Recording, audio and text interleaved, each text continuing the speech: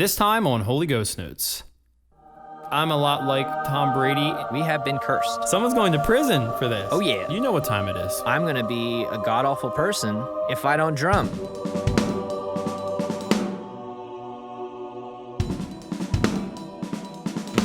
Okay, welcome to Holy Ghost Notes. This is Matt and Tim. How are you doing, Tim? I am swell. How are you? Nice. I'm doing good. Doing well. Doing very well. We just got done with Labor Day weekend. Mm-hmm. We, as we were just talking about, we're not really sure what Labor Day means or represents to the masses, but to me personally, it's a kind of a mix of vacation and work. You're allowed to sleep in a little bit, and then at the same time, you're expected to work a little bit too. Mm-hmm. So it's effectively the same as any other day, except that there aren't the same expectations for you, at least for me. Yeah. So for example, yesterday, which was Labor Day, I woke up a little bit later than usual, and I was expecting to have most of the day free. As it turns out, I got a call that we were going to be doing some farm work, which is not uncommon. Yeah. A lot of times with farming, there are last minute things that just pop up and blow up your schedule. So I was planning to have my 4-hour chunk of practice time ready to go in the morning, and that just went away immediately. So I had to restructure my day. But I think what's different about it for me, and if you're listening to this, maybe this part is the most relatable. It's that you know that everybody else has a vacation day. Not everybody. I see people out working, and my heart does break a little bit for people that have to work on holidays. I hope that they're getting paid really well to do so. But in most cases, you just know that people are off work. So it's almost like a snow day. It's a free one. It's a free day, and you know that anything that you accomplish is almost like in excess of anyone's expectations of you, which I love. That's why I love snow days. Mm-hmm. Snow days are great because the world kind of stops spinning. Everybody gets a little bit slower in their pace. And so if you get anything done, you feel really good about yourself. Right. Labor Day is kind of the same way. So I went over to the farm. We did some farming. We're baling this type of grass called millet. Millet is not as nice to work with as wheat straw, but it's or hay. It's a little bit dirtier to work with, but our goal is that it's good for our cattle. We have 4 cattle right now, 4 Angus beef. And the goal is that they like it, and we grew it and didn't have to pay $5 or $6 or maybe $7 a bale for it. Okay. So it was kind of a family affair. The grandkids, my nieces and nephews, were driving their 2 little Honda 50s around the property, around the farm, just like zipping up and back. And yeah, it was cool. It reminds you of what it was like to be a kid and not have a care in the world and just feel like the world is your playground. That's exactly what it is for them. They literally have dirt bikes and drive, I don't know, it's probably half a mile back this field, turn around and zip back. Yeah. And meanwhile, Dad's driving the tractor, I'm driving my truck and trailer. You know, we're all working out there throwing bales. Yeah. I just look at my nephews and I'm like, man, I remember exactly what that was like looking at this situation from their perspective. Yeah. So yeah, it was a good day. It was a good weekend. I am definitely excited to be back home after a little vacation. Mm-hmm. It was nice to be away, but I don't like to be out for more than like 4 or 5 days at a time. It's too much. Yeah. You get a little homesick. Yeah, I get a little homesick. Especially not having a tour. I'm sort of getting used to being home. Yeah. And not having to go out, you know. What do you think that's going to be like 2021 or whenever you guys start touring up again? How is that going to feel? You know, it was such a part of your life and you were so used to it, you know, used to being home for a short time and then packing up again and heading off on another tour. And now it's been probably the longest stint of not touring since you guys really, you know, started gaining popularity, right? For sure. I mean, we haven't done anything like this in 15 years. Yeah. Like I think it's obviously going to be weird. I was thinking about this last week, like exactly what you just phrased in a question. It's what is it going to be like to be out there and play our first couple shows? We're definitely going to be nervous and feel like we're rusty, even though everyone's been practicing their butts off. I know exactly what certain people are going to say on the bus afterwards. They're just going to be thrilled. Yeah. It's going to be smiles all around, high fives, and a sense of satisfaction knowing that we're able to do this again. Mm-hmm. And wow, man, we really missed this. Like, oh my gosh, thank God we're back on tour again and able to play in front of people and play these songs that we never really got to play off Guardians. Yeah. I think it'll be a mix of emotions, but the ultimate and superior emotion will be just like the thrill of being able to do what we do. Yeah, that's pretty cool. It's like Yeah. revisiting like an old amusement almost. Yeah, Right? for sure. I mean, it's been long enough now where it's not the norm, you know? So going back not to the it is going to norm. be that much sweeter. I know, and we've all been practicing in our studios. Yeah. But you know what it's like, practicing versus performing. It's two totally completely different things. Yeah. Yeah. Yep. That's wild. Yeah. Speaking of practicing. Hopefully next year. Hopefully next year we get back Yeah. out there and do it. I mean, everybody's asking me what's going to happen, when's it going to happen, and everybody also knows at the same time that nobody knows. It's sort of like, does anybody have the secret answer? All I can say is that certain events are canceling January 2021, Okay. which is not a good sign Yeah. for us being on tour. So I am erring on the side of playing later in 2021 versus the beginning of 2021. Mm-hmm. If it so happens that things change quickly and we're able to get out there early, great.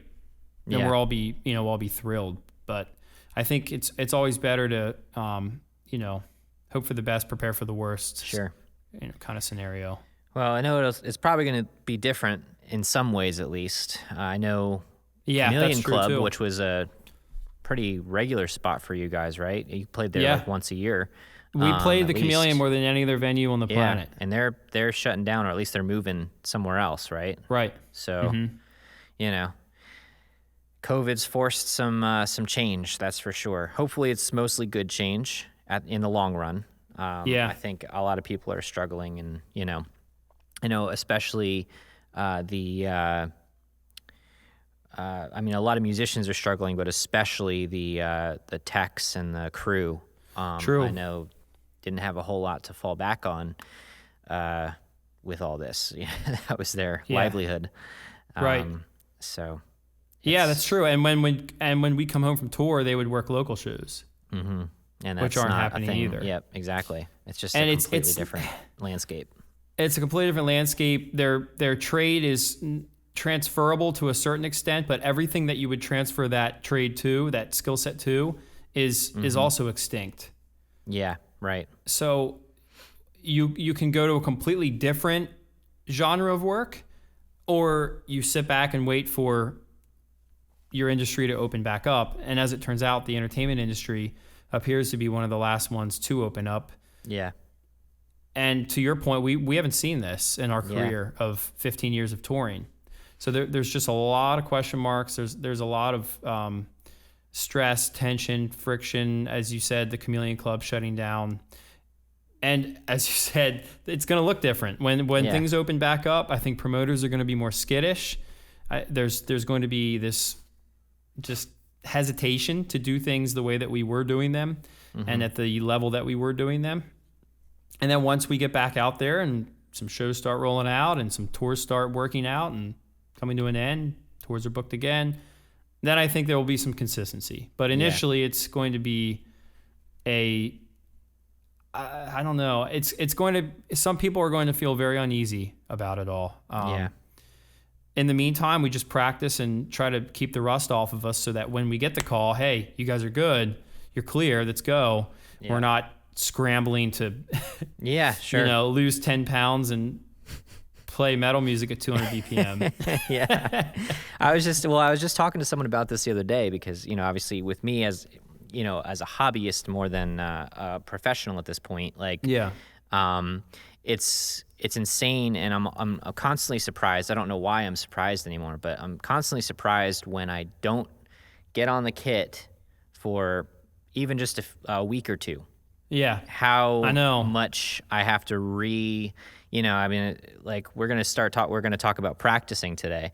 And, I got on the kit for 3 hours the other day straight after not playing on the kit for like 2.5, 3 weeks.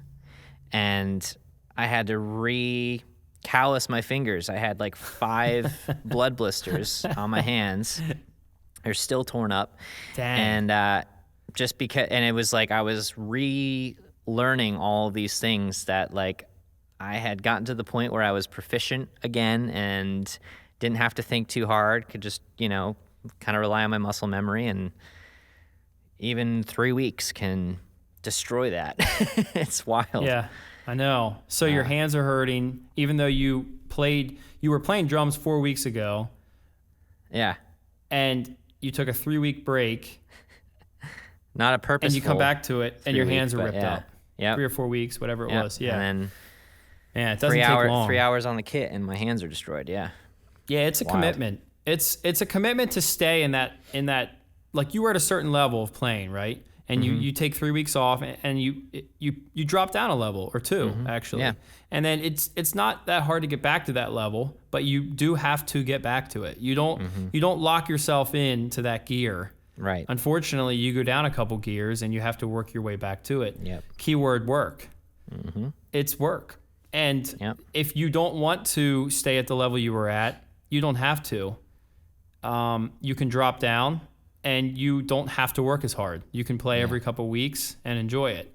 But for every subsequent level you want to get to as a drummer, or in any, whatever it is, sports, music, you're going to have to put in that time, and it's compounded by what level you want to stay at. Yeah. That's why I love sports so much. It's such a commitment. Their season, for example, the NFL season is only so long, and then in the off season, you hear about these athletes who are just crushing it in the gym. Yeah. It's a year-round commitment. Maybe they'll take a week off after they win the Super Bowl or whatever, but it's in general, they're just committed to this thing with everything they've got until they're too old to do it anymore. Yeah. Yeah. Which is awesome. I love that about sports. Awesome. I love that about music too. The most proficient musicians. Yeah. Are you still there? Yeah, I'm still here. Okay, gotcha. Yeah. What's the phrase? It's like it takes 4 weeks to make something a habit. Yeah. And like 3 days to break that habit. 3 days. I think that's not what a good it is, ratio. Right? Yeah, no, it's much easier to stop doing something, which is why, like, to your point with sports, football, those guys, when they're even on the off season, they're in such a routine. They're still waking up in the morning and they're working out, and so it's not like, oh, you guys get most of the year off and you can sleep in and not think about it. It's like they're still training. They still have an agent that they need to impress, True. So that's true. And we'll get into this with practice, but to sort of bookend this conversation, you need to find something that motivates you to stay committed to that thing. Yeah. If you don't have something that motivates you, the motivation being greater than the sacrifice you have to make, you're not going to keep making the sacrifice. So being in the band, being in August Burns Red, it is easy at times to lose motivation, to stay committed to practicing. Yeah.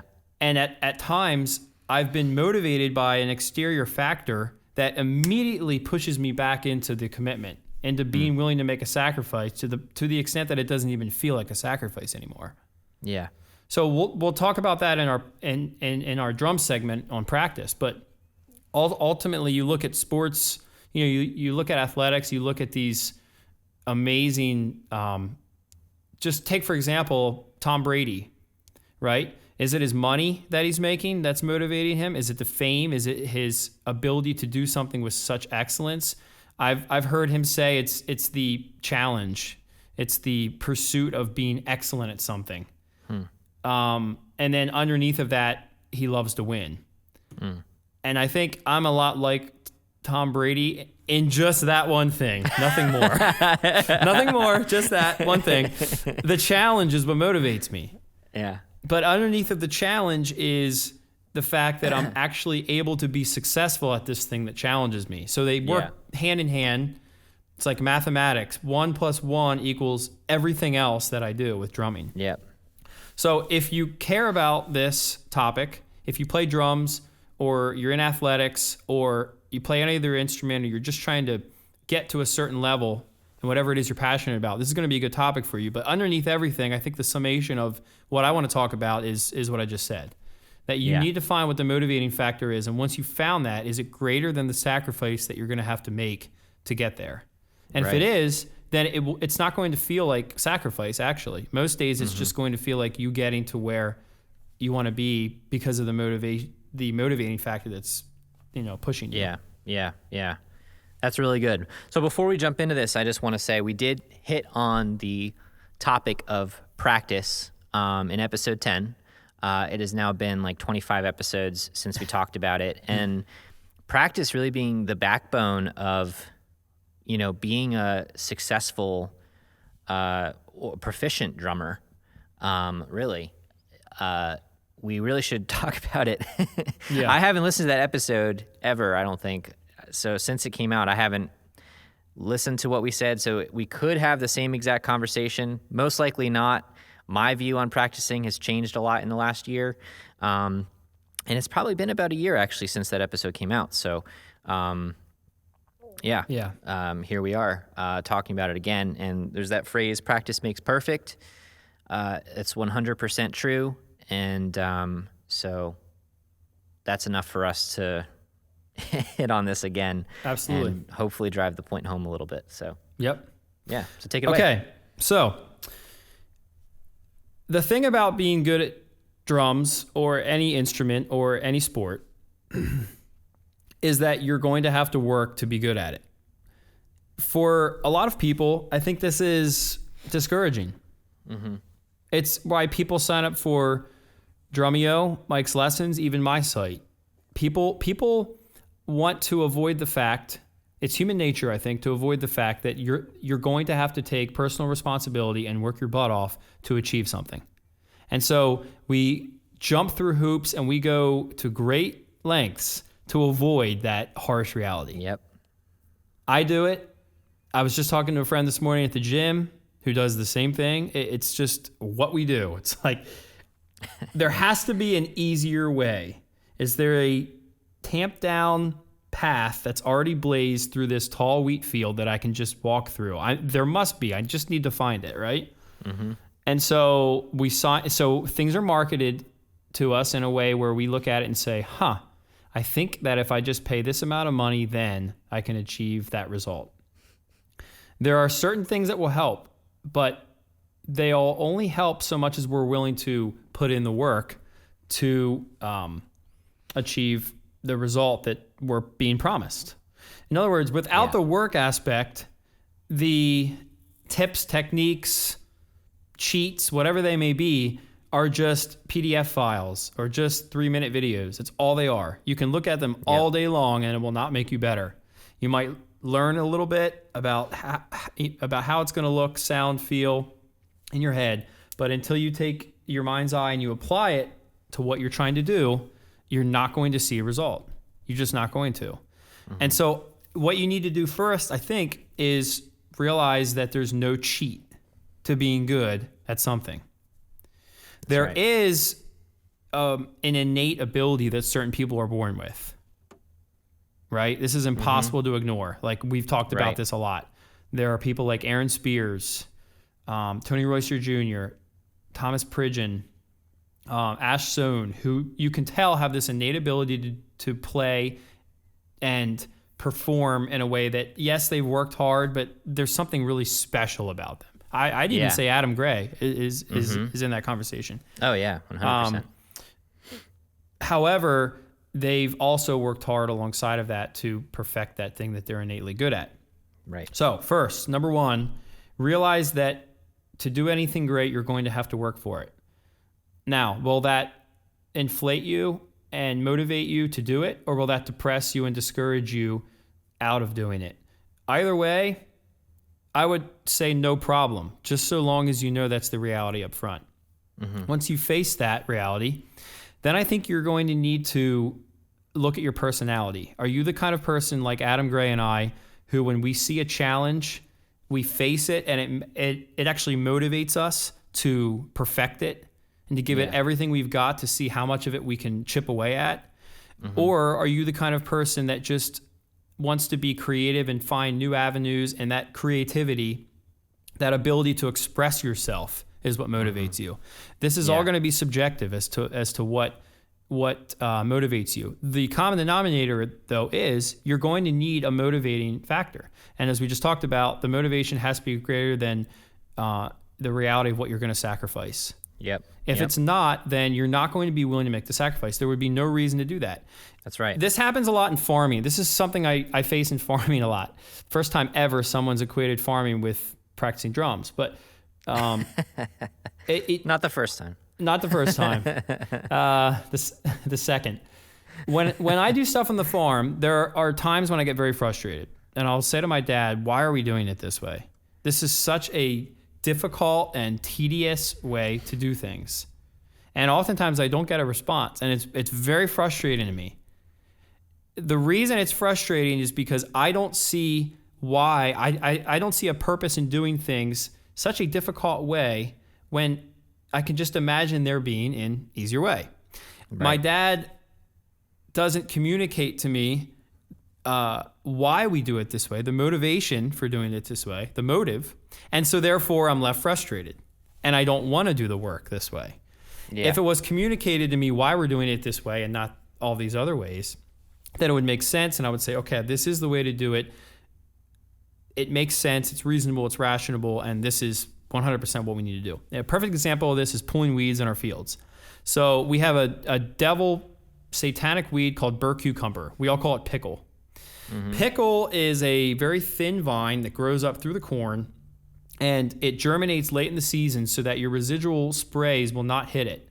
You spray early, you hope that your crop overshadows your weed, and then there's no potential for growth once that shadowing happens, hypothetically. Well, this burr cucumber has a way of just finding its way up through the stalk and suffocating the corn in pursuit of sunlight. Once we go through with the combine, it clogs up our head, and you're donezo. And this stuff, the seed pods live for 10 years in the field. Can't see them. They're invisible. Man. The true invisible enemy, for sure. Yeah. So we go through these cornfields, and we pull these weeds. We pull this burr cucumber, three lanes at a time. And Tim, you know corn. I mean, Our corn's probably 8 feet tall right now, and so you're walking through like this. If you can't see me, I have my hands at my head, and I'm sort of shielding my face from the stalks because they're reaching in and they'll give you little paper cuts. And when you see one, you dip down and you get it. There's no breeze. It's completely insanely hot. And in your mind, you're thinking, why in the world are we doing it this way? There has to be an easier way. Well, it was explained to me why we do it this way. And after I realized why, I was motivated to actually get out there and do it, because this is what we need to do so that we don't have a bigger problem down the road. It's for the future. It's an act of stewardship. We're doing the best that we can with what we have so that in the future we don't have to do it anymore. Once you're motivated by that, it's easy. We've talked about this before. Tim Keller said this about work. He said there's two people working, and they're taking a smoke break. And the one person says to the other person, man, today is just so easy. This is incredible work. And the other guy's like, really? What's so easy about it? He's like, this is just amazing. The other person goes, this is hell on earth. This is horrible. At the end of the day, both people, write down their hours. And a third person walks in and they look at both their hours, same amount of hours, different pay. First person that says the work was easy is getting paid $100,000 in a day. The other person's getting $10. And so your motivation for getting through that day is obviously, in this case, the bottom line. If you're getting paid $100,000, it doesn't matter if you're scooping manure all day and completely covered in it. That's child's play, as Adam would say. Easy, no problem. The other person that's getting $10 is like, this is the worst thing I've ever done. This is actually it's not fair. This is, I'm reporting these guys, right? Someone's going to prison for this. Drumming is, oddly enough, very similar to everything I've just laid out. That is a look inside my brain when I sit down to play for 4 hours a day. The motivation for playing drums and putting in the time is characterized by everything that I just laid out. Ultimately, I'm motivated to do it, so much so that sacrificing the time and the energy to do it isn't really all that sacrificial, because what I'm gaining from it is huge in the end. Yeah. That was fantastic, man. So this topic was more motivation, I think. Motivation is probably what I should have said. But it plays into practice, and practice is where it starts. So practice is where you really test that motivation, I think.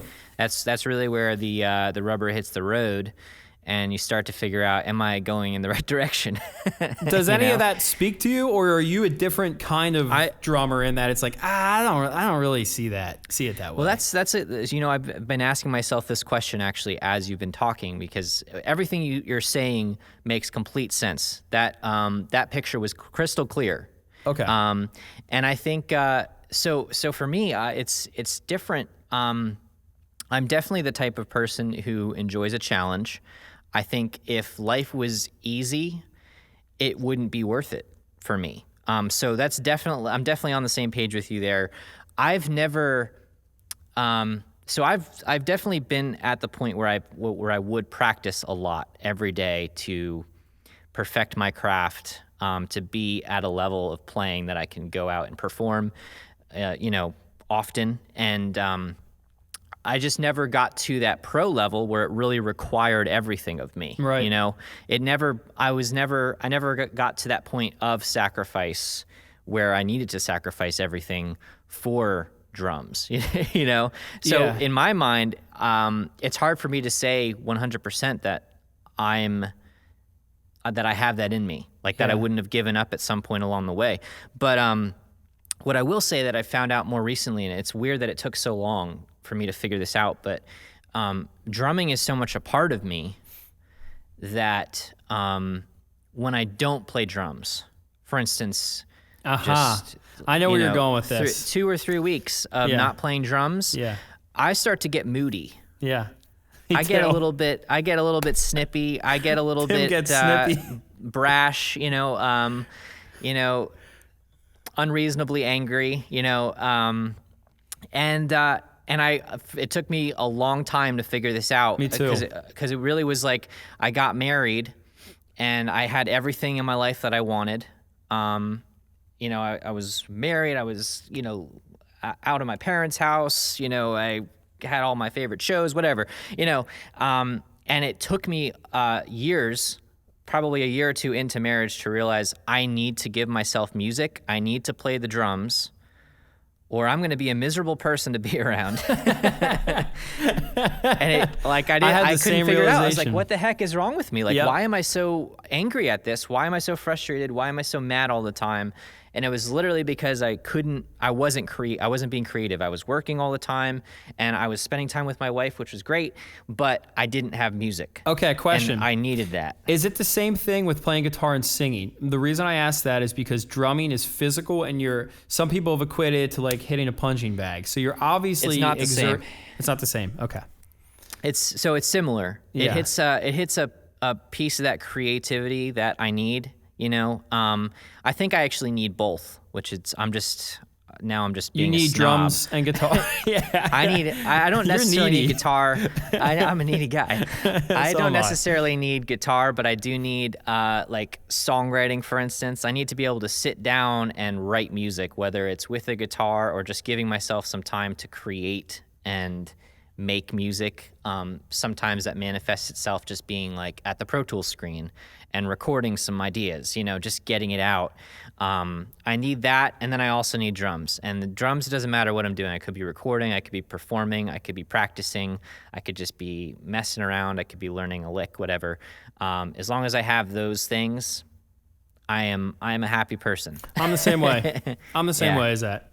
So you bring up an interesting point. There's an element of this sort of speaks to identity, which we've also talked about. But your identity and my identity, a large part of it at least, is in being a creative person. It's more than our personality. We are creative people, but there's something in us that I would argue is God-given, God-granted God placed the deepest part of who we are, that if we don't have access to that, if we're not living that out, which is very Christianese, but it's I think it's very true. It's true because we both get a certain way when we aren't doing it. And so if you're listening to this and you're thinking, man, I used to do this thing, I don't do it anymore, and now that I'm thinking about what this thing could be, it's that thing. Ask yourself, in what ways do you lash out? Do you become just not like yourself when you're not doing that thing, or have you become that way just generally speaking because you don't have access to that thing? I'm not talking about sin. I'm not talking about things that are damaging to who you are, things that are lesser than what God's given you to pursue. I'm talking about the actual pure, genuine, instinctual, deep-rooted heart stuff. And as crazy as it is, it's drums for me. Yeah. Yep. And to your point, it's very true. If you are not doing that thing for a long enough time, it starts to damage your identity just enough that you become this. You're still yourself. You just become a much lesser version that everyone experiences, unfortunately. Right. In your case, it's your wife. In my case, it's probably my brothers who I work with on the farm. And I'm like, why do we have to pull Burke Cucumber again? I want to be home practicing, you know? Yeah. In your case, it's like, do I really have to do the dishes again? Like, I just did the dishes. Yeah. Yeah, so I think that motivation manifests itself differently because obviously you have a career that you have to take into consideration. You know, you have to be at your best. Yep. You have to be playing at that top level because you are endorsing high-level drum companies that are counting on you to be at your best. Right. You're part of a band that requires you to be at your best. For me, I just know I'm going to be a god-awful person if I don't drum. That's an amazing. You really looped those together well. That was just not so completely true, but funny. It's actually pretty accurate if you've been around me. But it's we should let Tim go now. This podcast is over. Okay, we're done. Tim needs to play and create. The podcast actually hits a little bit of that creative nature in me. And talking about drums. Yeah. You know, it is putting a Band-Aid on a wound, but it's still, it's still better than, a fresh open wound. So, but I think we should all examine that outside of drums. I think we should all examine, like, are we doing the thing that makes us who we are? Are we putting enough time into it? And it's not the same amount of time for everybody. For Matt to do what he needs to do at the level that he needs to do it, that looks like 4 hours of practice a day. There's no way I can do that. Not with my job, not with my family. But I don't need to put in 4 hours of practice. I can get on the kit for a half an hour, and that fulfills my needs. So you have to determine, A, how much time do I need to do this thing to be fulfilled? Right, that's true. And B, is that amount of time worth it to be fulfilled? Can I take that, so like for me, if it's a half an hour, it's typically more than a half hour. I sit down for a half hour, it ends up being an hour. That's me usually pushing work to later on in the evening when I'd rather go to bed or I'd rather have a glass of wine and watch a TV show. So I'm giving up those things so that I can play drums. And that's worth it to me. Right, that's way worth it to me. Yeah. Or even just being creative. Sometimes it means staying up. My wife goes to bed. I'm tired, but I know I need to sit down with a guitar and create. And so I stay up for an hour or two creating music, and I'm tired the next day. Yeah. But that sacrifice is worth it to me because I know I'd rather be tired and have stayed up late than be a miserable person. Yep. Because I didn't get that creative time in when I needed it, Yep. So I think we all have to gauge that for ourselves, whether it's music or drums or whatever. We have to know what that thing is, because there's a lot of miserable people out there. Maybe it's as simple as they're just not doing what's fulfilling to them. I think in they're part, too caught up on something else. I think there's some truth to that. There are at least a couple different types of person, and all can be true at the same time. One is me as a 17-year-old kid mowing grass, tapping on the steering wheel, just can't wait to get home and practice. Then there's 28-year-old me, which is like, I'm kind of burnt out. I need a motivation that motivates me to practice because I really don't feel like doing it anymore.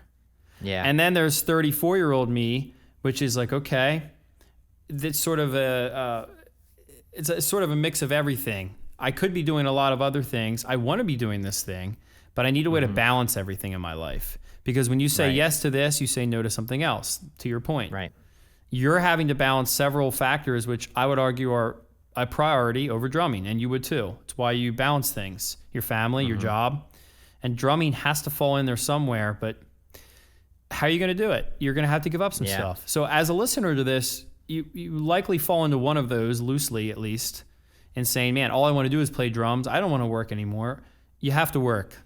You're going to have to work. How are you going to buy new cymbals when they break? How are you going to pay your parents to, they have to deal with the sound all the time. So you're going to have to move out eventually. Then there's the version of like, well, I'm so burnt out on this. I have to do this because it's my job or it's sort of my identity still, but I can't find the motivation. And then another angle would be, I want to do this, but my life's really busy and I'm not sure how to balance everything in my life. And as we talked about, you just got to give it 15 minutes. Everybody can do 15 minutes. You can. 15 minutes likely will turn into a lot longer, like you just said. Yeah. But start with 15 minutes. It's better than zero. Better than not at all. Yep. And see if it gives you what you think it will. I bet it will. We settle. We make decisions every day to settle for just scrolling on our phones, for sitting down and watching a TV show for longer than what we should, and we make these decisions on our own. No one's forcing us to. That's right. Yeah. But if you eliminate even just one of those things, it's going to give you time to do something that is more worthwhile. You're going to sleep better at night. You're not going to be comparing yourself to what other people are doing or living or achieving because you've done something on your own that is unique to you. Yeah. Yeah, that's great. I think, so I'm going to wrap up the drum topic with this real quick because it really was more of a motivation topic. It was. But because we said practicing, I just want to throw this in there. And I probably said this in the first practicing topic that we did. Yeah. But just because I think a lot of you listening, probably most of you, are closer to my realm of drum playing than Matt's.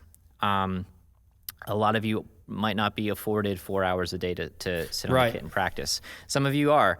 That's great. Hey, if you're in a time of life like Matt's nephews, right, and you can afford 4 hours a day to practice because you don't have other responsibilities, take it. Like, dude, if you're young, do it. If you are young, give it everything you've got.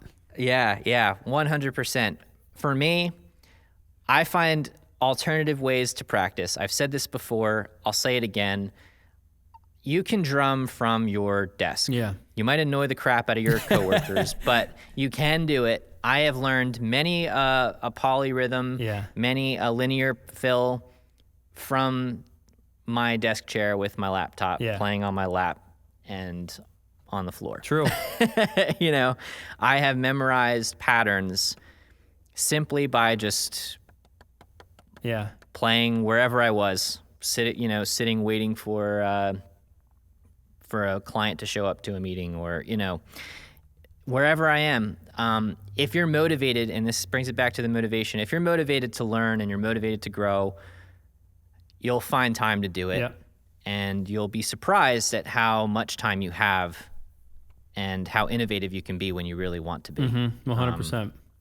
So our practice topic is not practice. It's actually motivation. So it's actually motivation. The cover is just going to be the word practice canceled out crossed and out. Just motivation written in its place, which is going to excite people. Funny. They're going to be like, oh my gosh, I don't have to practice.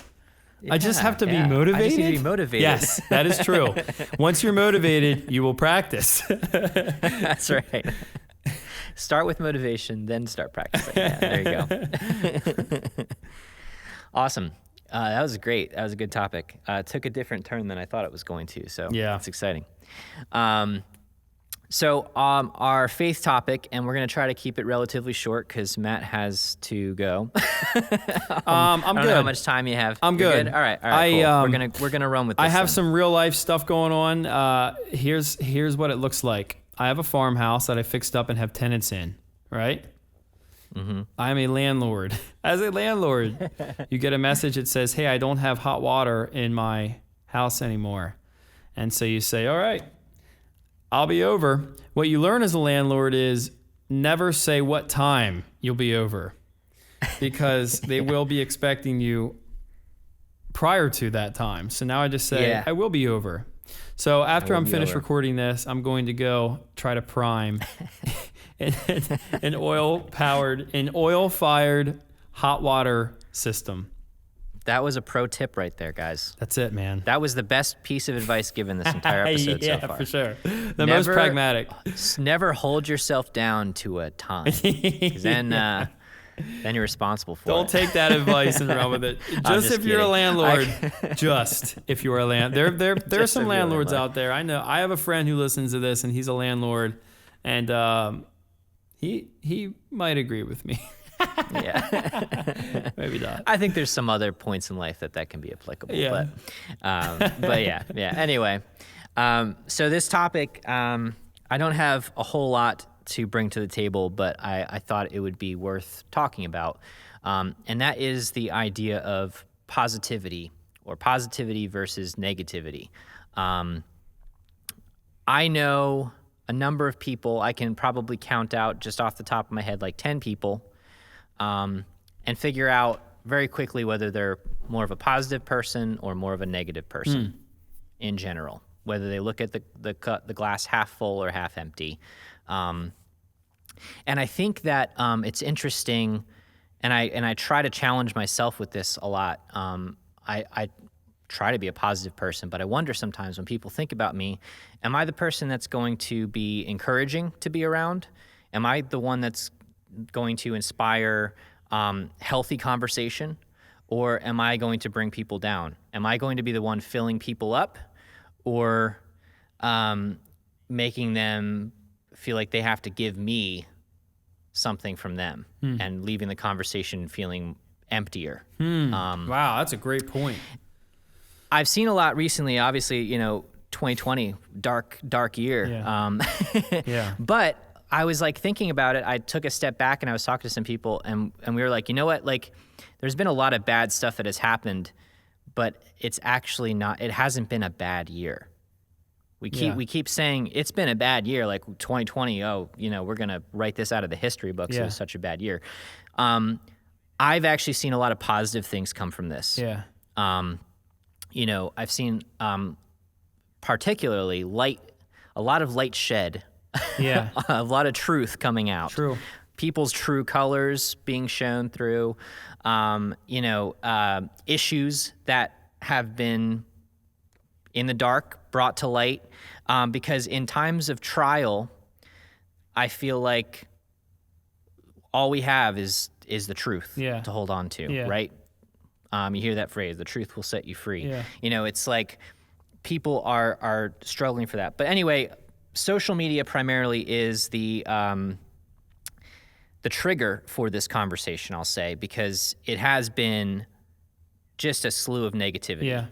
Honestly, if I didn't rely on it for my job, I would have gotten off a long time ago.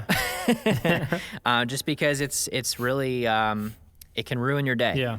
I can hop on at in the first hour of my day, and it can ruin the rest of my day, and it shouldn't, but it often does or can do that. Yeah. And so I've seen some people recently making it a point to be positive. In fact, even when all this was starting, there were a lot of people saying, let's play games. We're stuck inside.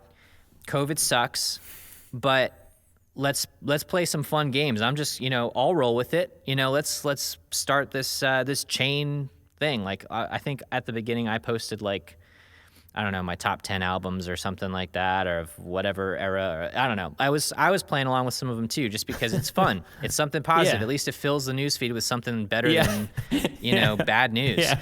And I've kind of been seeing like a Productive. resurgence. Yeah, exactly. Something positive, and I think people crave that positivity, especially when there's so much negativity. And nowadays there is, and I've seen a kind of a resurgence of people just like trying to be positive, trying to bring a positive spin on what's going on. And I think that, like, especially now, the people that I want to spend time with are the people that are staying positive. Mm-hmm. They're the people that are, they're the people that at the end of the day I want to hang out with again.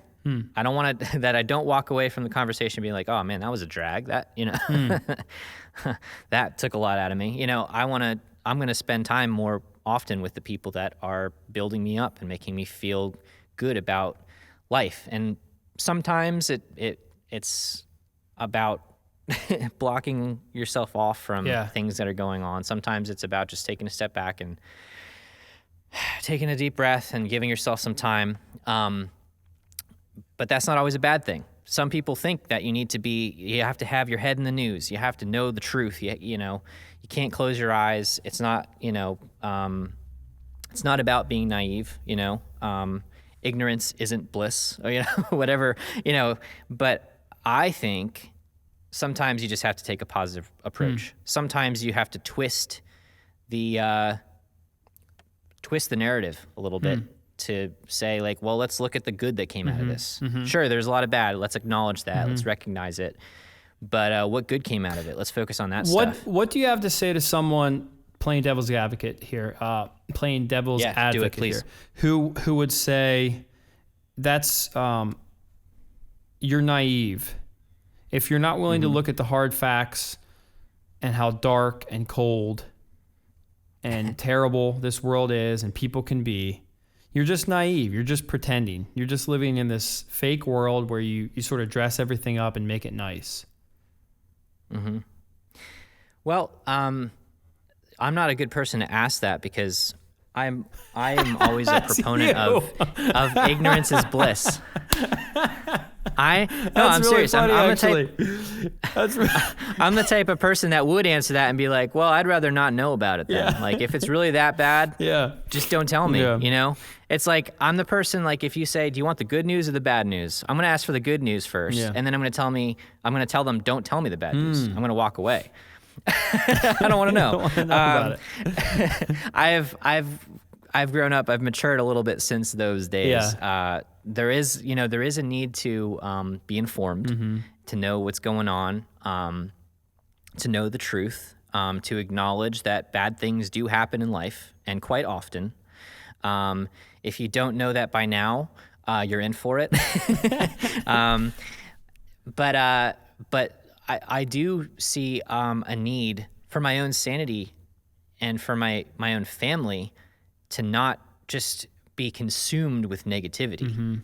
There's a lot of negativity in the world, and it's very easy to fall into a rut of just listening to all this bad news and, this happened today and that happened today and the world's coming to an end. And, it's really easy to get sucked into that mindset and just sit there and feel like you're helpless, And I just try my best to choose the other side. Well, let's look at what good stuff happened today. So to be naive is to not be aware of the events happening in the world around you. You're saying it's possible to be aware, but not to focus and marinate not to your mind yourself with in that toxic waste, which is what a lot of social media is. Twitter, at least, is a dumpster fire.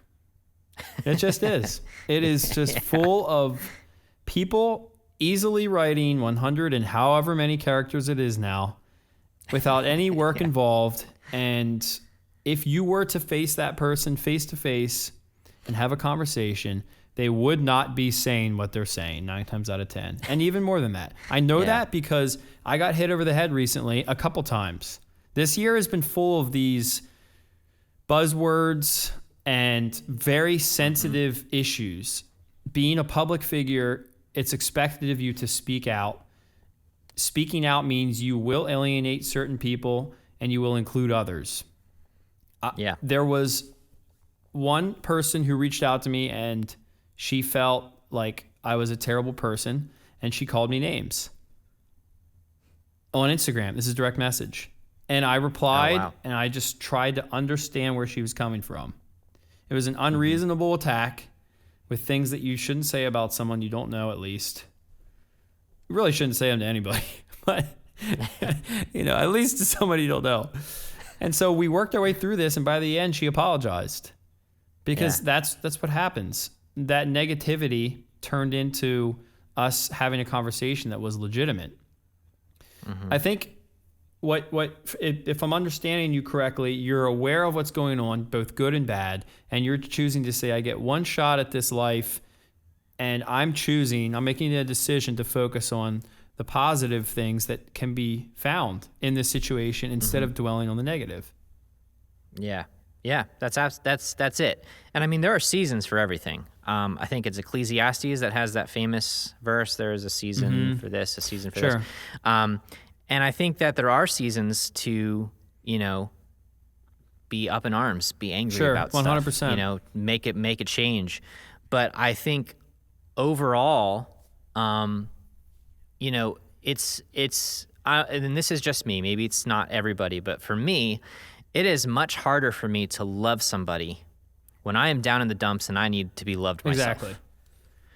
And so if I can stay positive, if I can look at the good things that are happening and see the blessings that I have on my life, and just recognize that I am in a way better place than so many other people. Yeah. I am so fortunate. It doesn't feel like that a lot of the time, but I am. That's the fact of it. I am very, very privileged, very blessed to be where I am and have the life that I have. And if I don't recognize that, I'm just being foolish. For sure. So look at that positivity and dwell on that instead of dwelling on these negative things. Recognize the negative things, see the negative things, whatever, but dwell on the positive things. Yeah.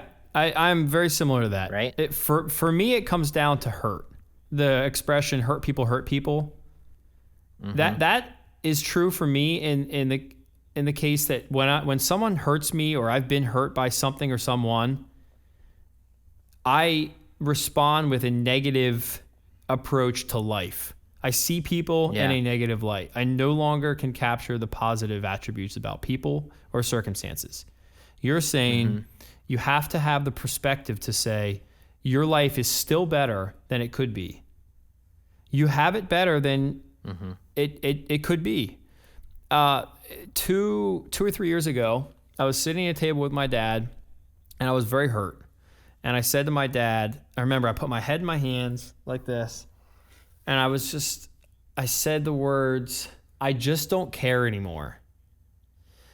That was the beginning of a spiral of, because I had been hurt, I started to go down this, I see it as like an amusement park ride. It's just this this spiral. You're just going down and down and down. And it's gradual, so you don't really feel it. It's like frog in the kettle kind of thing. But it made me into a more negative person than I ever was. In that I saw what people were saying when they said something positive, and I didn't like it. Because I was hurt. And I just didn't care anymore. And these other people did. They still cared. Things that they were doing still mattered to them. Yeah. There was still a reason for what they were doing. That, for me, is when you realize you're in trouble. If you've allowed your hurt to affect your outlook on other people and the world around you, it's taken this beautiful scenery and it's made everything black as tar, people included.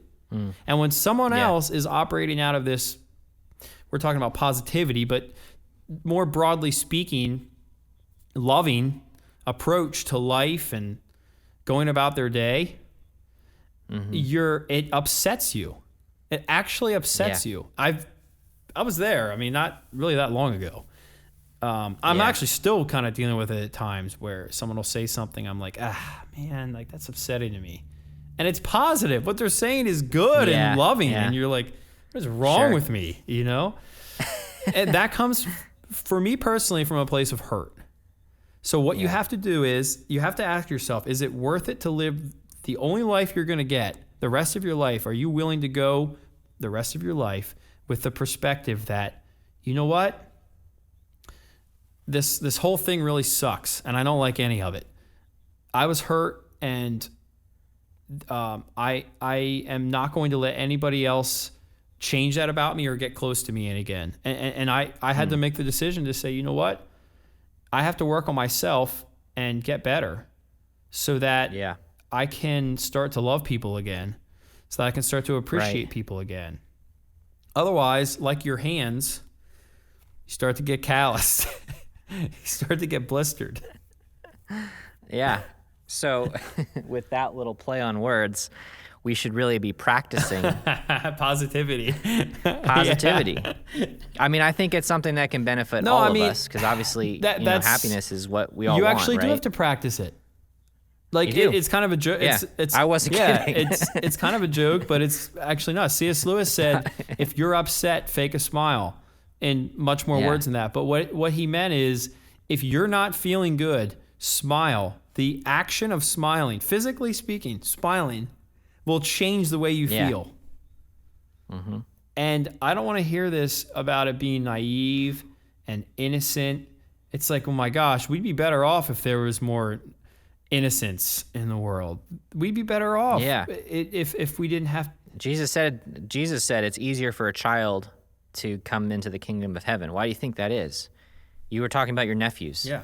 That's what I think. You know, they think that they can run the world. You know, the world is theirs to explore and to own, and there's freedom and there's, you know, innocence and true. And they don't know what the world's like. They'll find out, and they don't know. They'll find out, and it's tough. But like, hey, we have a sinful nature. We have been cursed. Yeah. That is literally what happened. Yeah. We were cursed, and we live in a sinful world. It's been bad since the beginning. Right. Like nothing's changed. That's true. We're still living in the same world under the same curse. And I think that our approach is what really separates the boys from the men. And the boys being the thing you actually want to aspire to be. Right. You don't want to be a man. You don't want to be a boy. You want to be a boy. It's a little backwards, but I think that's. So what do you think about? What do you think about this? Do you think it's possible that?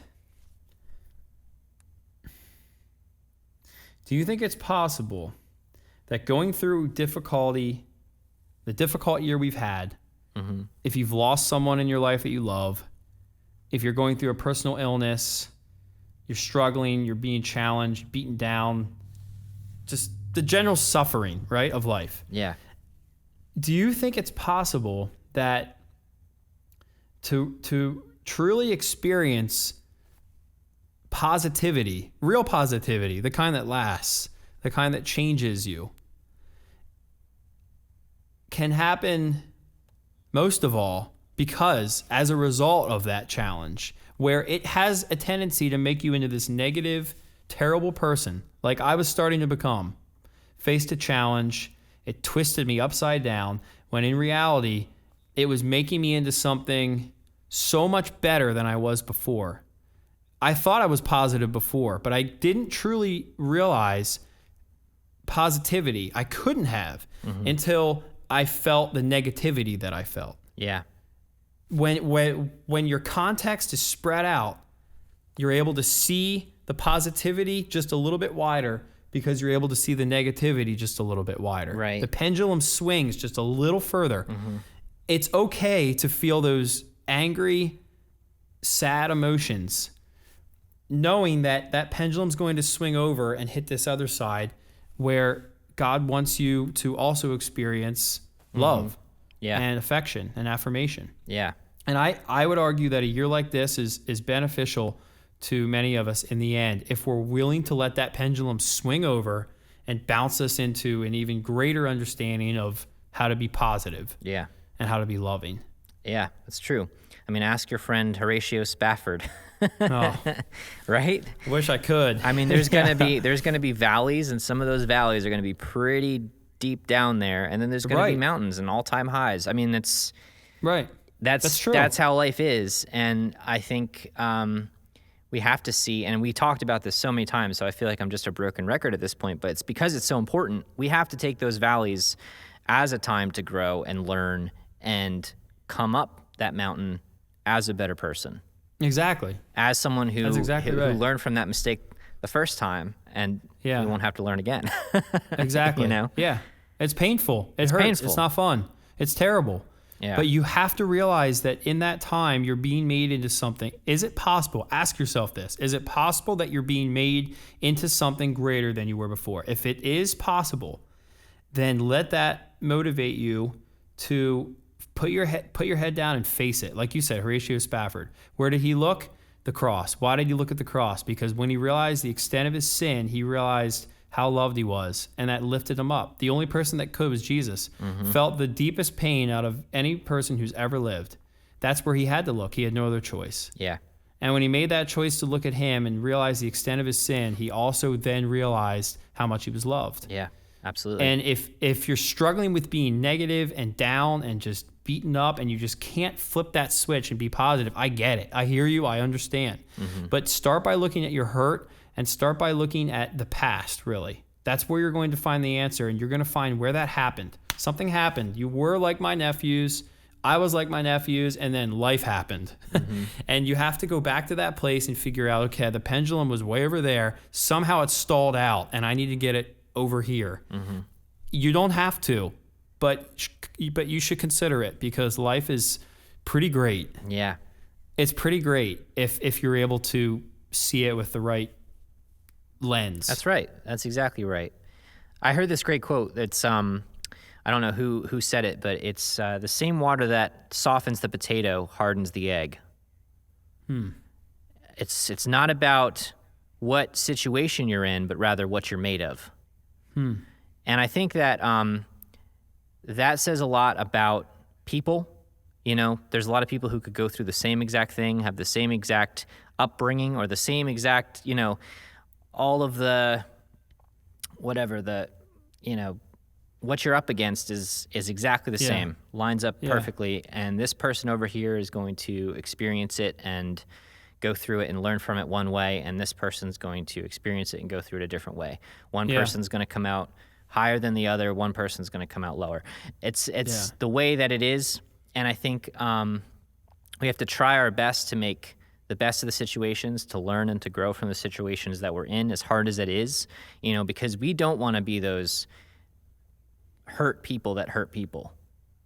Because those are the people that went through a situation that I'm sure many other people went through, but just didn't fully understand that they could come out of it alive, happy, Exactly. you know, fulfilled. And that doesn't mean we should judge those people. I think, like, if we've been through things, you know, the hard thing that I've been through is not the hard thing that you've been through, but we should always try to understand that you went through something and that's why this is happening. You know, that's how I try to approach every person, every relationship. Like, you know, instead of saying that guy was a total dick, like, you know, I don't want to, you know, whatever, I'm just going to write him off. It's like, well, what happened? Yeah, You know, exactly. What made There's him, a story. What made him that way? And who's to say that he won't get past it? Who's to say he won't get through it and become a better person? You That's know? 100% right. So, yeah. So stay positive. Good stuff, man. You got to practice that great. positivity. Practice drums and practice positivity. That's the lesson for the day. Which is harder? Which is harder? I have an inkling about which one, but me too. Cool. Well, thanks for listening. We really appreciate you guys checking in. We realize there are a lot of podcasts out there to listen to, and we appreciate you guys picking us. Thank you. At least, if only for this episode, to check it out. We cover drum topics and faith, or deeper, profound, hopefully profound topics. And we have an inner circle. It's how we're able to do this. We have a loyal community of supporters who They have their own community, actually. I just found out there's an inner circle. It's elite, very exclusive, very elite. I'm not invited. I don't really want to be there anyway. Sounds like a bunch of, anyway. Sounds like a bunch of Tims floating around. Man. We have 2 new Patreons. We have 2 new additions to our inner circle. They are, see if I can get this right, Jonah and Robert. Yeah. Yep. Okay. Robert Thank Willick you, Jonah and Robert. Jonah DeHaro. Not sure if I pronounced that properly, but thank you guys. Yeah. Thank you guys welcome. for signing up and supporting us. I do have a new microphone that you guys helped us acquire, and we are working on getting it set up with my rig. It's a lot of work to record podcasts. And there's a lot of technology involved. Yeah. We're still figuring out how to do it to the best of our abilities, so that's a good experience for you as a listener.